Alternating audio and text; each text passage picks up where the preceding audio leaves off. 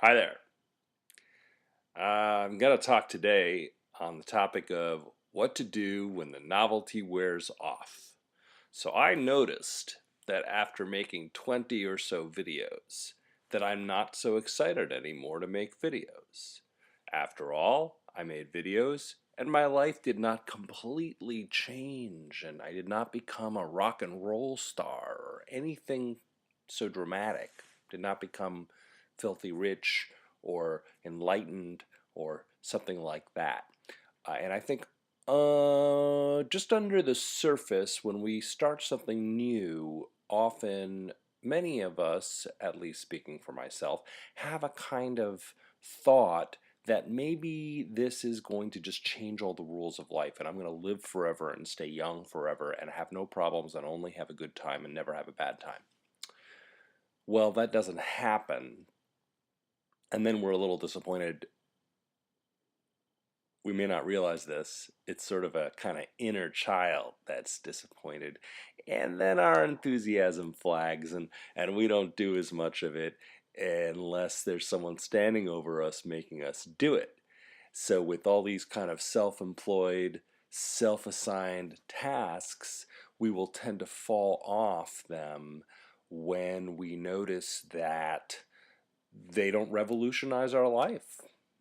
And we may have thought that when we set out on whatever it was, making videos in this case, or whatever creative activity you might engage in, when we set out, we may have thought that we were doing it just for its own sake and that we didn't have some kind of grandiose hidden agenda. Actually, we probably did to some degree. At least I usually do to some degree, if my own self-observations are good enough data for us for now. So I wanted to just say a few words on revitalizing an effort of this sort. So today, for instance, I'm making use of self-reference. Self-reference is very handy. At this very moment, I am engaging in self-reference. Now, aside from being kind of cute and kind of postmodern and all that, it has the advantage of being here and now, so that what I'm talking about is actually happening in front of your eyes. It's not, I'm talking about the here and now, excuse me, I'm not talking about something there and then. I'm talking about what's happening here and now. So you're watching a process unfold as I talk about it. And there's something kind of, there's a crackle of energy about that people tend to like.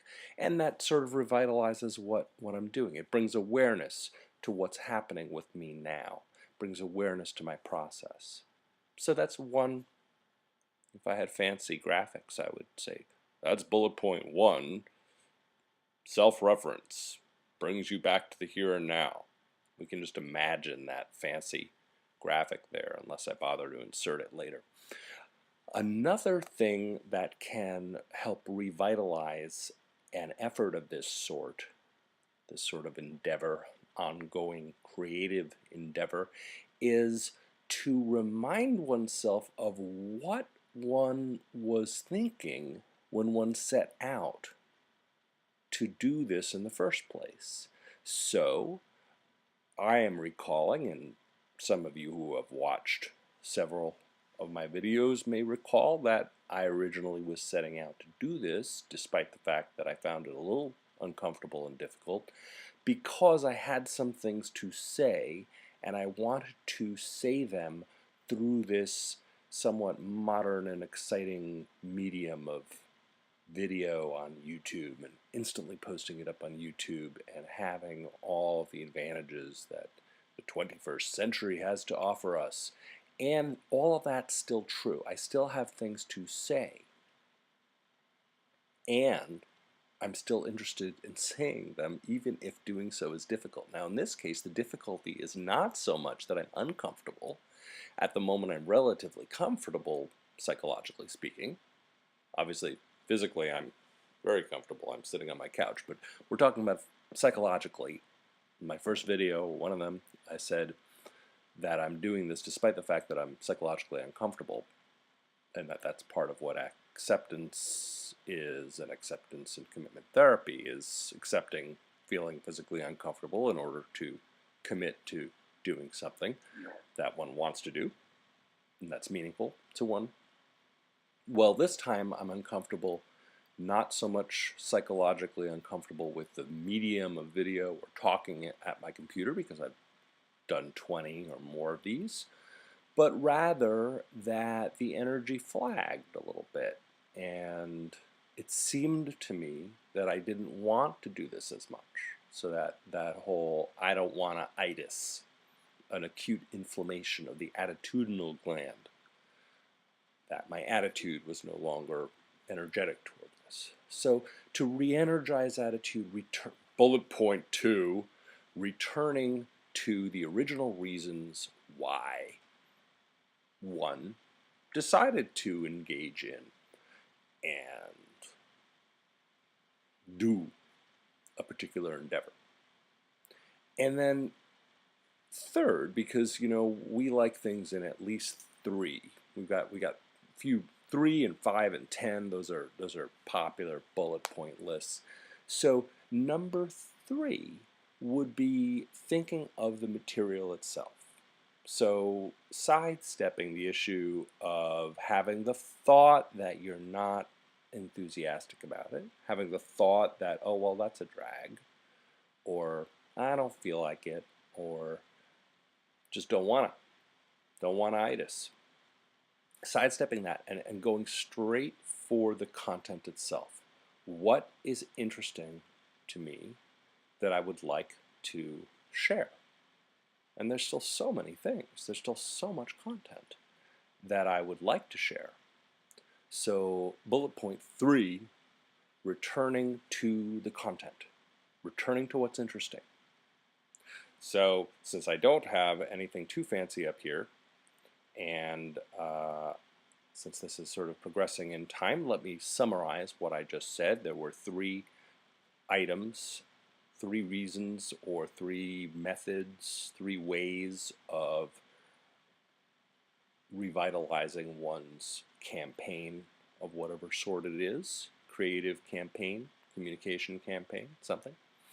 1, what was 1? You tell me. What was it? Yeah, right. So number 1 was self-reference. So bringing awareness to the process itself, and maybe making use of that process, maybe inserting that into the content, because that can be interesting for some people. Can bring about a charge, provided you don't overdo it. Arguably, I sometimes could be accused of overdoing it, but in any case, self-reference, self-awareness. 2, returning to the reasons why one did this in the first place, the values. What brought value to this activity in the first place? Because that's probably still true, even though our enthusiasm might not be as intense, because life didn't suddenly revolutionize when one got into the process. And third, to just go back to the content. Go back to the content that interested one in the first place, enough to engage in some sort of communication or creativity endeavor, campaign, fill in the blank. All right, that's about it for today. Hopefully, my hope is that my awareness of this and my return to the content and the reasons why I'm doing it will help me to keep going and provide still more content that may or may not be interesting to you.